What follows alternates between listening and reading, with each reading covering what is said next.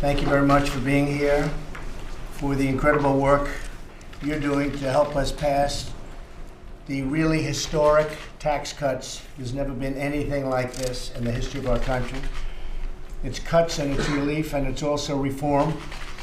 And frankly, it's also simplification. So we're covering everything. There has never been anything like it. And it's so important. The economy is doing very well, but it can do much better. A lot of jobs are going to come from this, and a lot of companies are going to start pouring back into the United States. In fact, we're going to be announcing one big one sometime very shortly, a very big one coming back into the United States. All of you have done a tremendous job mobilizing your members, talking to the members of Congress, which is very important, and making a strong case for tax reform in the media. The media is not all fake, so therefore we can get a fair shake. Now is the time to redouble our efforts. Your country needs you now more than ever before. You are leaders of this country and certainly leaders on this subject, and you know more about it than anybody. We need you to be united, committed, and proactive in order to overcome the forces fighting. And there are forces fighting out there that very much benefit by the way it is now, but that's bad for the country. They know that. But they're fighting for themselves. They're not fighting for the country. In a few days, I'll be traveling to Asia to advance America's economic and national security priorities. I'm counting on all of you to be back here working to maintain our momentum on tax reform and tax cuts.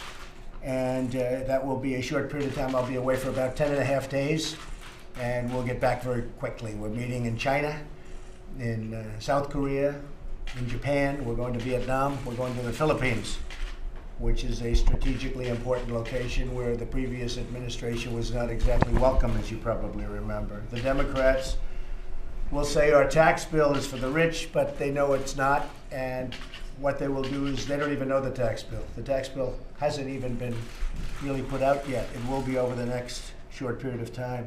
But they immediately say, oh, it's for the rich, because that's the right thing to say. I mean, for them, but it doesn't work, and they know that. In fact, I think we'll have some Democrats joining us and voting for us for the reduced taxes, because it's a tax bill for middle class, it's a tax bill for jobs, it's going to bring a lot of companies in, and it's a tax bill for business, which is going to create the jobs.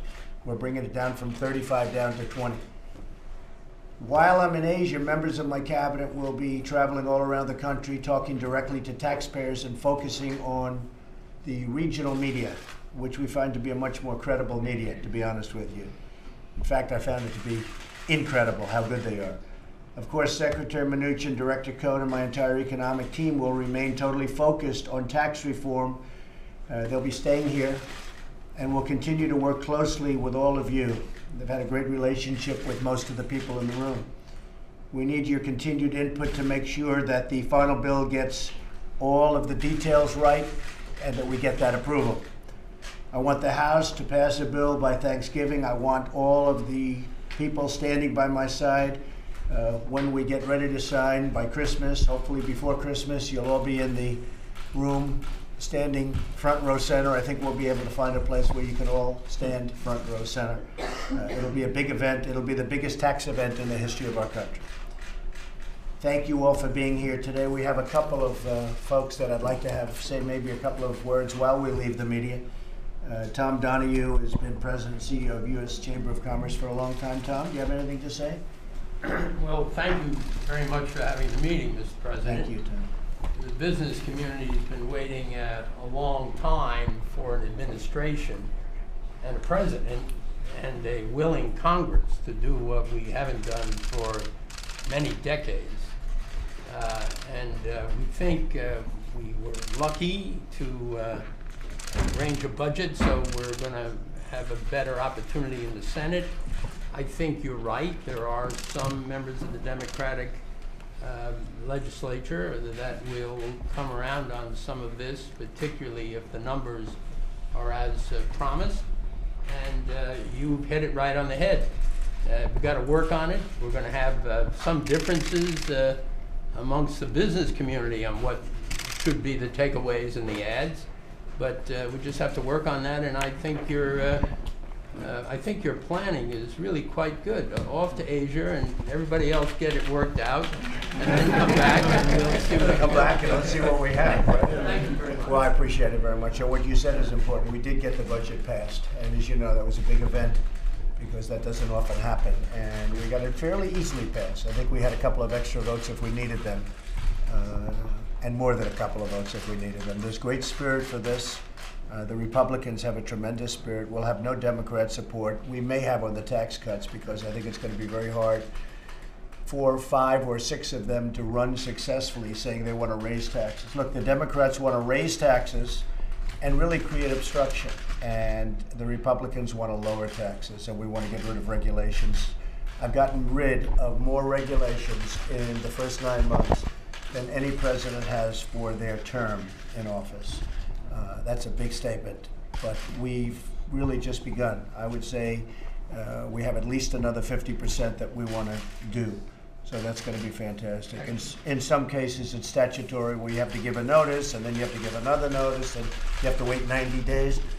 But we've gone along that statutory process, and I will tell you, Tom, you're going to see a lot of additional relief from these horrible regulations that have been killing our country. They've literally been killing. As you noticed, GDP was just announced, and shockingly to a lot of people, despite the hurricanes, which possibly could be considered to be 1 point, we were at 3. And we were at 3.2 last quarter, but we were at 3. And to be at 3 with a 1 point, that would have meant we would have hit 4 or thereabouts. And those are numbers that have not been seen for many years. So we're doing well, and we'll continue to do well. The big thing is we have companies that really want to move back into the United States now because of regulation, because of what we're doing with taxes. And some big ones are going to be announcing very soon. Dirk, could I ask you to say a few words from the National Association of Wholesale Distributors? That would be great. First thing, Mr. President, thank you. Appreciate the opportunity to be here. A few of us in the room are old enough to remember being in this same room when President Reagan was working on tax reform. 2 of us. Right? You don't like that. Tom was here. 30 years or so passed. The tax code doesn't resemble what was done in '86. Reform is long, long overdue. I represent an industry with very high effective tax rates. Frankly, they're tired of paying the other guy's taxes. Unstated, but I assume that the kind of price of admission for being here today is that you support the process going forward. Obviously, each of us have to see the details, and there may be one thing or another that we'd like to see different, but the broader perspective is that for the good of the economy, the good of the country, and frankly, I think the good of our members, you have to support the process going forward. You have our commitment to do precisely that. That's great. Thank you. Thank you. That's really great. I appreciate it. I think so important. You know, we talk tax cuts, which is really, to me, the very big thing, the tax cuts. We desperately need them, but so many other things are happening, including bringing $4 trillion back into the United States. And that money is going to be put to work in our country for our people, creating our jobs in factories and plants. I think the number could be higher than $4 trillion. It's been $2.5 trillion for so long. Everyone said $2.5 trillion, but it's gotten obviously a lot bigger. They just kept saying 2.5. I think the number is going to be well over $4 trillion. Will be coming back into our country, and so many other things. One of the other elements that are important, Karen, and you're going to say a few words next because I'm dying to hear what you have to say. But one of the things so important is simplification. Too complicated, and we're simplifying it greatly. And I want to thank all of my folks for being here and working on it. Gary, Steve, everybody. The process is complicated, but the end result will not be that complicated. It's going to mean people are going to pay less tax by a lot. Companies are going to pay less tax by a lot. That's a big difference, and companies are going to start rebuilding, and they're going to stay here, and they're going to expand, and they're going to build new plants in this country. They won't be going to other countries like they have been for many, many decades.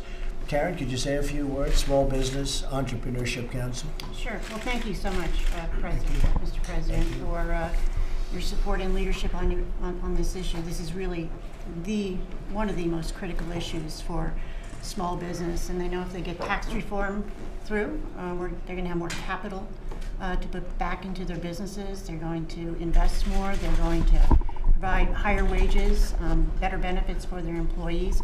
You know, these business owners and entrepreneurs are also leaders at the community, back in their communities, and they do see the lack of dynamism, the lack of business dynamism, and they don't see new business creation in their communities, and that's a really serious problem in this country, the lack of entrepreneurship, weak entrepreneurship.